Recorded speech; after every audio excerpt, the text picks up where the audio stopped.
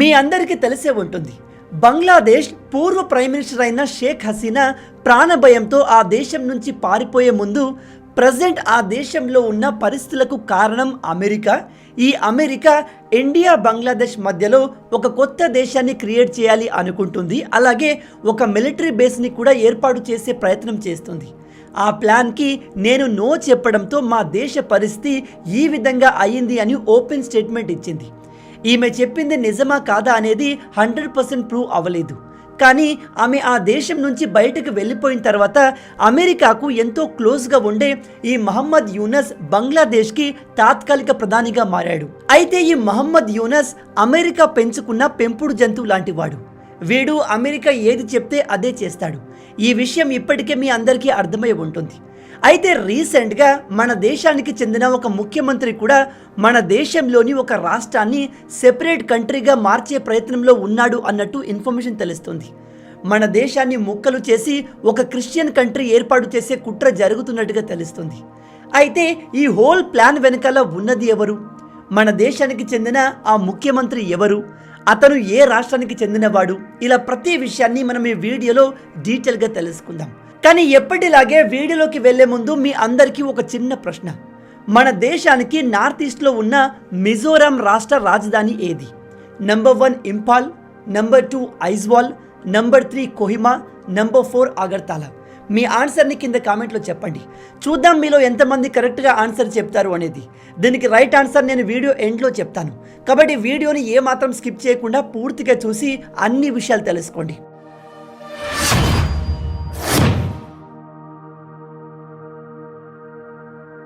రీసెంట్గా మిజోరాం రాష్ట్ర ముఖ్యమంత్రికి సంబంధించిన ఒక వీడియో బాగా వైరల్ అయ్యింది.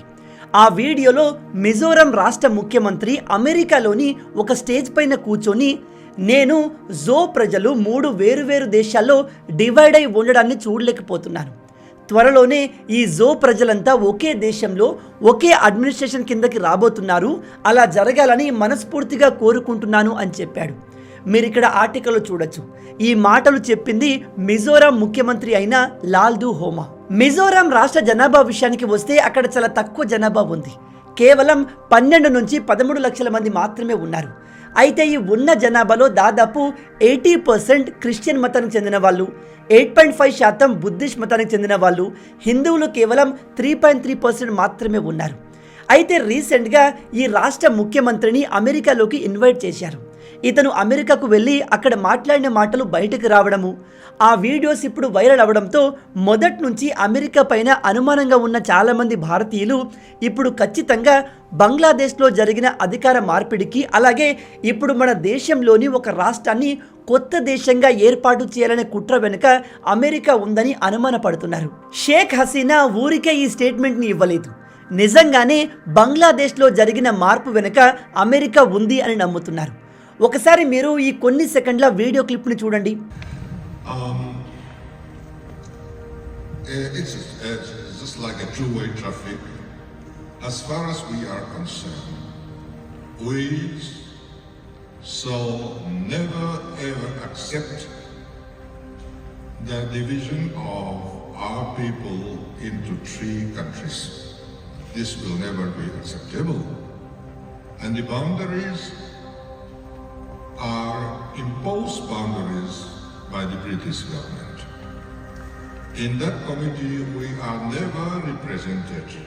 We are never consulted. Therefore, it is an imposed boundary. We'll never accept it. We'll never accept construction of boundary fencing in between us. ఇక్కడ ఈ మిజోరాం ముఖ్యమంత్రి ఆ రాష్ట్రంలో ఉండే జో కమ్యూనిటీ గురించి మాట్లాడుతున్నారు. మిజోరాంలో ఉండే కూకీ ప్రజల్ని జో పీపుల్స్ అంటారు. వీళ్ళు నార్త్ ఈస్ట్ రాష్ట్రాల్లో ఉండే ఒక పర్టికులర్ ఎథ్నిక్ గ్రూప్కి చెందిన వాళ్ళు. ఈ జో ప్రజలు నార్త్ ఈస్ట్లోని అన్ని రాష్ట్రాల్లో ఉంటారు, ఒక్క అరుణాచల్ ప్రదేశ్లో తప్ప.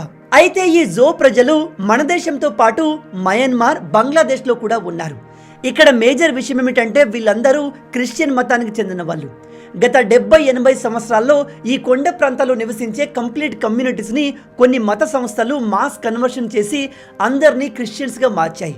అందుకే ఈ మిజోరంలో ఉన్న ప్రజల్లో 80% క్రిస్టియన్సే ఉన్నారు. అయితే ఇక్కడ ఇంట్రెస్టింగ్ విషయం ఏమిటంటే ఈ జో కమ్యూనిటీ ప్రజలు ఇండియా, మయన్మార్, బంగ్లాదేశ్ లాంటి 3 వేరువేరు దేశాల్లో ఉన్నప్పటికీ వీళ్ళ లాంగ్వేజ్, కల్చర్, ఆహారపు అలవాట్లు అన్నీ కూడా సేమ్గా ఉంటాయి. అందుకే ఈ మిజోరం ముఖ్యమంత్రిని మీడియా అమెరికాకు ఎందుకు వెళ్ళారు అని అడిగితే తను చాలా ఓపెన్గా నేను మా జో కమ్యూనిటీ యూనిటీ కోసం అక్కడికి వెళ్ళాను, ఇందులో ఎటువంటి సీక్రెట్ ప్లాన్ లేదు, నేను అమెరికాకు వెళ్ళే విషయాన్ని ప్రభుత్వానికి కూడా ఇన్ఫార్మ్ చేసే వెళ్ళాను అని చెప్పాడు. అంతేకాదు ఈయన అక్కడ మాట్లాడిన మాటలకు వివరణ ఇస్తూ నా మాటలకు అర్థం ఏమిటంటే ఈ 3 వేరువేరు దేశాల్లో ఉన్న జో ప్రజలంతా కలిసికట్టుగా ఉంటూ ఒకే మాట మీద ఉంటే వాళ్ళందరికీ మంచి జరుగుతుంది అని చెప్పాడు. కానీ ఇక్కడ మేజర్ ప్రాబ్లం ఎక్కడ వచ్చిందంటే ఇతను మాట్లాడే మాటల్లో తన అసలు రంగు బయటపడింది. మీ అందరికీ తెలుసు, మన మైండ్లో ఏదైనా సీక్రెట్ ఉన్నా, ఏదైనా ప్లాన్ ఉన్నా అది కొన్నిసార్లు ఫ్లోలో మన మాటలో బయటికి వచ్చేస్తుంది. అలాగే ఈ లాల్డు హోమా అమెరికాలోని ఒక మీటింగ్ స్టేజ్ పైన మాట్లాడుతూ ఈ విధంగా చెప్పారు, ఈ 3 దేశాల్లో డివైడ్ అయి ఉన్న జో ప్రజలు సెపరేట్ చేయడం పాసిబుల్ కానీ అన్నదమ్ములు లాంటి వాళ్ళు. భవిష్యత్తులో ఆ దేవుడి దయ వల్ల లేదా ఎవరి సహాయం వల్ల అయినా మనం ఖచ్చితంగా ఒకటిగా కలుస్తాము అండ్ మనందరం 1 అడ్మినిస్ట్రేషన్ కిందికి వస్తాము అని చెప్పాడు. ఇక్కడ ఇతను ఎప్పుడైతే 1 అడ్మినిస్ట్రేషన్ అనే వర్డ్ని వాడాడో అక్కడి నుంచి అందరికీ ప్రాబ్లం మొదలైంది. ఈ 3 వేరువేరు దేశాల్లో ఉన్న ప్రజలంతా ఒకటే అడ్మినిస్ట్రేషన్ కిందకి ఎలా వస్తారు? అంటే వీళ్ళు ఒక సెపరేట్ దేశాన్ని క్రియేట్ చేయాలి అనుకుంటున్నారా? ఇక్కడ ఇతను మాట్లాడేదానికి అర్థం ఏమిటి? మన దేశంలో ఉన్న మిజోరాం రాష్ట్రాన్ని, బంగ్లాదేశ్లో ఉన్న కొంత భాగం, అలాగే మయన్మార్లో ఈ కూకీ ప్రజలు నివసించే ప్రాంతాలన్నింటినీ కలిపి ఒక సెపరేట్ దేశాన్ని క్రియేట్ చేయాలి అనుకుంటున్నారా? ఎందుకంటే ఇతను తన స్పీచ్లో చాలా క్లియర్గా చెప్పాడు, సాధారణంగా ఒక దేశానికి బార్డర్స్ అనేవి ఉంటాయి, కానీ ఒక నిజమైన దేశానికి ఎటువంటి బార్డర్ లిమిటేషన్స్ ఉండవు అని చెప్పాడు. అలాగే మా జో కమ్యూనిటీ ప్రజల్ని అన్యాయంగా 3 వేరువేరు దేశాల్లో డివైడ్ చేశారు, మేము దీన్ని ఎప్పటికీ యాక్సెప్ట్ చెయ్యము అని కూడా చెప్పాడు. ఈ మాటలు విన్నాక ఇతని ఇంటెన్షన్ ఏంటి అనే విషయం మీకు క్లియర్గా అర్థమై ఉంటుంది. ఇప్పుడు మీలో చాలామందికి ఈ మిజోరాం ముఖ్యమంత్రి ఎవరు, ఇతను ఏ పార్టీకి చెందినవాడు, కాంగ్రెస్ వాడా, బీజేపీ వాడా అనే డౌట్ మీలో చాలామందికి వచ్చే ఉంటుంది. ప్రజెంట్ మిజోరాం రాష్ట్ర లెజిస్లేటివ్ అసెంబ్లీలో మొత్తం 40 సీట్లు ఉన్నాయి. అక్కడ ఉన్న major party ZPM, Zoram people's movement party.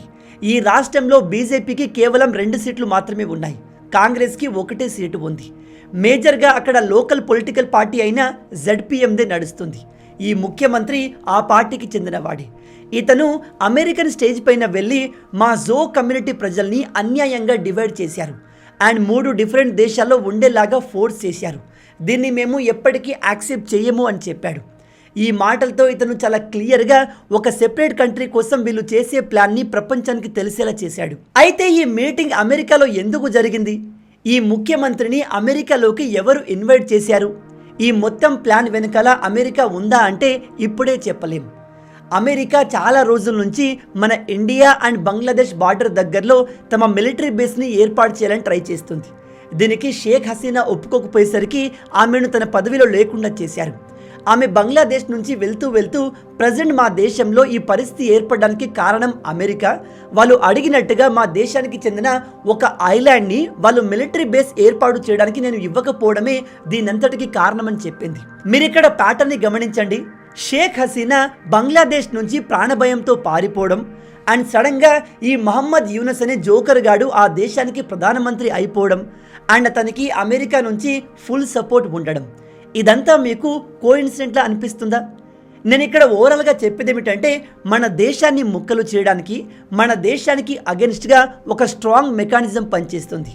అది అమెరికానా కాదా అనేది ఇంకా 100% మనకు తెలియదు. కానీ ఇప్పటి వరకు దొరికిన ఎవిడెన్స్ అని చూస్తే దీని వెనకాల అమెరికా ఉన్నట్టు తెలుస్తుంది. మన దేశంలోని ఒక రాష్ట్ర ముఖ్యమంత్రి స్వయంగా అమెరికాకు వెళ్ళి అక్కడ మన దేశంలోని ఒక రాష్ట్రాన్ని సెపరేట్ దేశంగా చేస్తాము అన్నట్టుగా మాట్లాడడం నార్మల్ విషయం అయితే కాదు. ఐ హోప్ మన ఇండియన్ గవర్నమెంట్ అలాగే సీక్రెట్ సర్వీస్లు ఈ విషయాన్ని క్లోజ్గా గమనిస్తున్నాయి అనుకుంటున్నాను. ఈ విషయం ఇక్కడితో అయిపోయేది కాదు, దీనిపైన ఇంకా చాలా అప్డేట్లు రాబోతున్నాయి. త్వరలోనే మన భారతదేశానికి బంగ్లాదేశ్కి మధ్య ఏదో పెద్ద ఈవెంట్ జరగబోతుంది. ఏదైనా అప్డేట్ ఉంటే వెరీ సూన్ ఆ విషయం పైన నేను ఇంకో వీడియో తీసుకొస్తాను. అయితే ఈ హోల్ సిచ్యువేషన్ గురించి మీరేమనుకుంటున్నారు? నిజంగా అమెరికాని బంగ్లాదేశ్ ప్రభుత్వాన్ని కూలగొట్టిందా? ఈ అమెరికా మన దేశానికి అగెన్స్ట్గా ఏమైనా ప్లాన్ చేస్తుందా? మీ ఆలోచనల్ని కింద కామెంట్లో చెప్పండి. ఒక విషయాన్ని బాగా గుర్తుపెట్టుకోండి, అమెరికన్ ఫిలాసఫీ చాలా సింపుల్. అదేంటంటే America has no permanent friends or enemy, only interest. అంటే అమెరికాకు ఎవరు కూడా పర్మనెంట్ ఫ్రెండ్స్ కాదు, ఎనిమీ కాదు. కేవలం వాళ్ళు వాళ్ళ ఇంట్రెస్ట్కి తగ్గట్టుగా, అవసరానికి తగ్గట్టుగా బిహేవ్ చేస్తారు. ఇక నేను మిమ్మల్ని మొదట్లో అడిగిన ప్రశ్నకు సమాధానం విషయానికి వస్తే, మిజోరాం రాష్ట్ర రాజధాని ఏది? దీనికి రైట్ ఆన్సర్ నెంబర్ 2 ఐజ్వాల్. మీలో ఎంతమంది దీన్ని కరెక్ట్గా ఆన్సర్ చేయగలిగారు? హానెస్ట్గా కింద కామెంట్లో చెప్పండి. మొత్తంగా ఇవే ఈ వీడియోకి సంబంధించిన పూర్తి విషయాలు. ఈ వీడియో మీకు నచ్చింది అనుకుంటున్నాను. నచ్చితే అలా ఊరికే చూసి వెళ్ళిపోకుండా వీడియోని లైక్ చేయండి.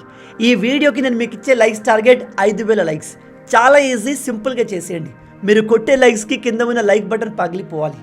అలాగే ఇలాంటి మరిన్ని ఇంట్రెస్టింగ్ వీడియోస్ కోసం మన ఛానల్ని సబ్స్క్రైబ్ చేసి మమ్మల్ని సపోర్ట్ చేయొచ్చు కదా. ఇది మీకు కంప్లీట్లీ ఫ్రీయే, కానీ మీరు చేసే ప్రతి ఒక్క లైక్ అండ్ సబ్స్క్రిప్షన్ మాకు మరిన్ని వీడియోస్ చేయడానికి ఒక మోటివేషన్లా ఉంటుంది. కాబట్టి వీడియోని లైక్ చేసి ఛానల్ని సబ్స్క్రైబ్ చేయడం మర్చిపోవద్దు. రాబోయే వీడియోలో ఇంకో ఇంట్రెస్టింగ్ టాపిక్తో మళ్ళీ కలుద్దాం. అంటిల్ దెన్, జై హింద్.